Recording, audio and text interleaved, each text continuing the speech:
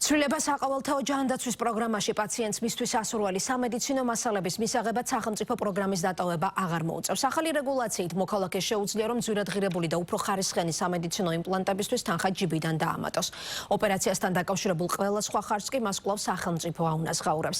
ცოტა ხნის წინ ანალოგიური პრინციპი ამოქმედდა პალატის შერჩევაზეც, თუმცა როგორც სამედიცინო მასალების ასევე პალატების ფასები სახელმწიფომ თავად გაწერა და ზედა ზღვარიც დააწესა.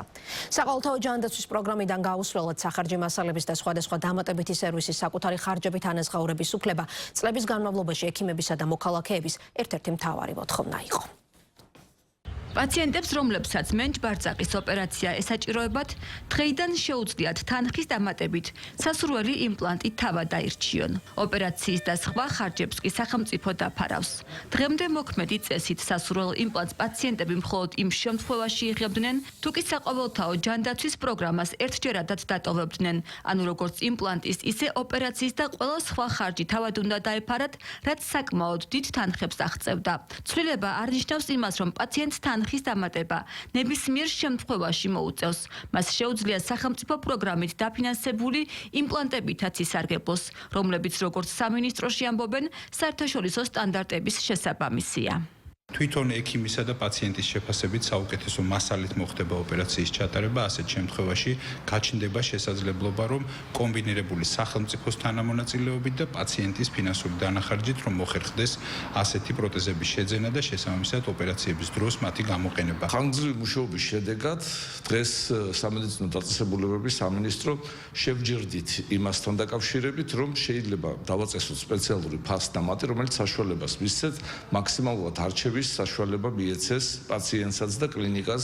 ორთოპედ ტრავმატოლოგების განმარტებით ზოგ შემთხვევაში პაციენტის მდგომარეობიდან გამომდინარე მიზანშეწონილია კონკრეტული მწარმოებლის იმპლანტის გამოყენება და ბევრი პაციენტი მზად იყო ამაში თანხა გადაეხადა. თუმცა აქამდე მოქმედი წესი მას ამის საშუალებას არ აძლევდა და სასურველი იმპლანტის მისაღებად საყოველთაო ჯანდაცვის პროგრამა ერთჯერადად უნდა დაეტოვებინა. ეს კი მის ხარჯებს უკვე იმდენად ზრდიდა, რომ მათ უმეტესობას ამ თანხების გადახდის შესაძლებლობა არ ჰქონდა.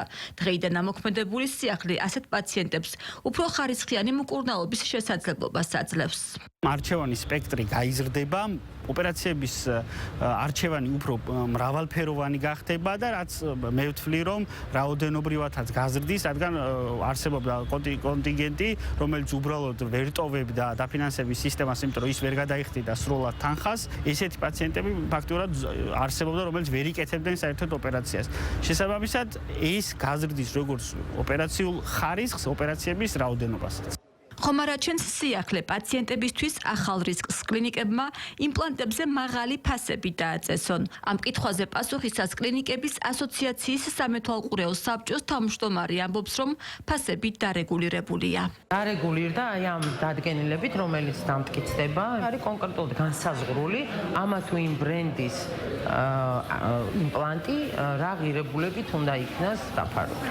საყოველთაო ჯანდაცვის პროგრამაში თანაგადახდის სისტემა ცოტა ხნის წინ ამოქმედდა და პირველ ეტაპზე არჩეული პალატით სარგებლობას შეეხო. თუმცა ამ დრომდე არაერთი სერვისი რჩება, რომელზეც ეს პრინციპი ჯერ არ ამოქმედებულა. მათ შორისაა თვალის ბროლის ოპერაცია, სტენტირება და სხვა. სამინისტროში ამბობენ, რომ ცვლილება ეტაპობრივად სხვა სერვისებზეც გავრცელდება.